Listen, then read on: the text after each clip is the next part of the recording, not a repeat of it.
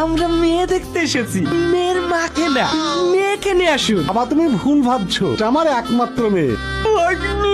মামা, তোমার চোখ বলতে কিছু নাই। তুমি কি দেখে পছন্দ করেছো? চাকরি হোক আর কি করতে হবে। তবে বিয়ের দিনখানটা একটু তাড়াতাড়ি করলেই ভালো হয়, কি বলিস?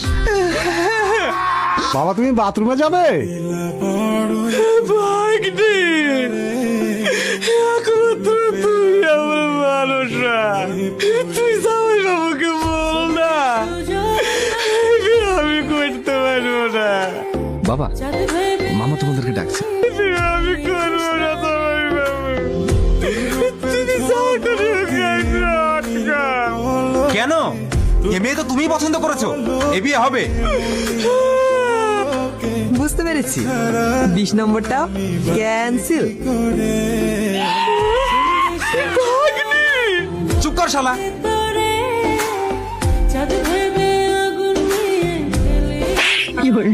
মামা, তোমাকে কালকে বললাম না একটা জায়গায় যেতে হবে, আর তুমি এখন রেডি হওনি? ওঠো ওঠো ওঠো, তাড়াতাড়ি ওঠো। ভালোই সুন্দরী, কিন্তু নাকটা এই বয়সে মেয়েদেরকে টিচ করা, তাও আবার পুলিশকে দেবো নাকি লকআপে ঢুকিয়ে? তোকে একটা কথা বলি, রাজের মারা যাওয়ার 4 বছর হয়ে গেল। তুই ওর স্মৃতি আঁকড়ে ধরে আর এইভাবে কতদিন বাঁচবি? তাই বলছি, তুই এবার বিয়ে করে নতুন করে জীবন শুরু কর। মা, আমি তোমাদের কাছে বোঝা হয়ে গেছি বলো? তুই কি বলছিস? বাবার কাছে মেয়ে কখনো বোঝা হয়? তাহলে তোমরা বারবার আমার বিয়ের কথা কেন বলছো? তোমরা তো ভালো করেই জানো আমি বিয়ে করতে চাই না।